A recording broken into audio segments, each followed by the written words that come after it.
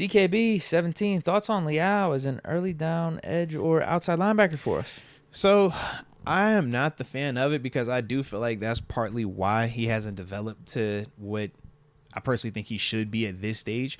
If you go back to his first year when we were dealing with some of the lack of depth and lack of availability at outside linebacker, we were bumping DeMarvin Leal out there, and he would moonlight as an outside linebacker / big edge rusher when nickel or big nickel, right?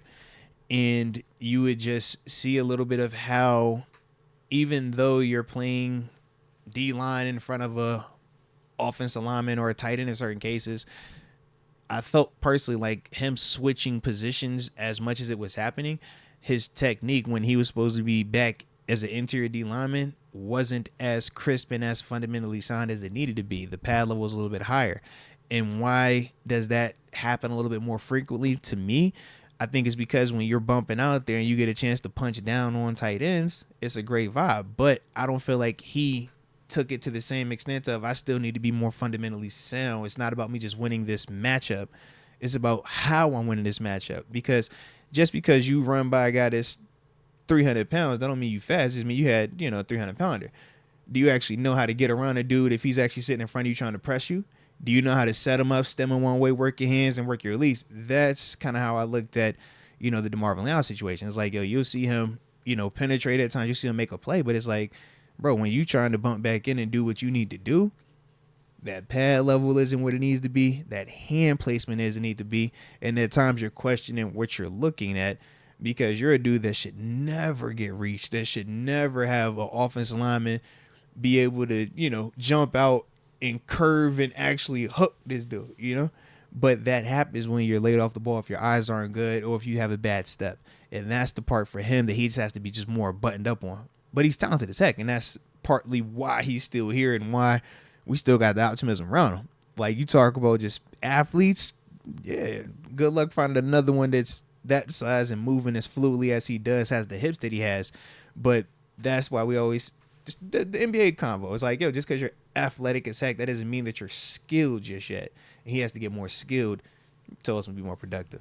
Yeah. But he has a chance. He has literally everything. Like, I'm telling you, he reminds me of Tuitt when I watch him. Like, that's Tuitt. That's Tuitt. And I love Tuitt. We were hoping he was going to be next up. Seriously. It's like he has everything to do it. He just literally just has to buckle down. And that's what I'm hoping. Last year was kind of that wake up of, you played your rookie year. You had some success your rookie year. But you took a little bit of a stump. You took a little bit of a step back. Now, how are you going to respond? Hopefully it's you in that lab straight just every day. Shooting them hands, elbows tight. You know what I'm saying? What's your block release? Fundamental stuff like that, man. Our D-line should be pretty good. Right. Hayward, bounce back year, get back healthy. Mm-hmm.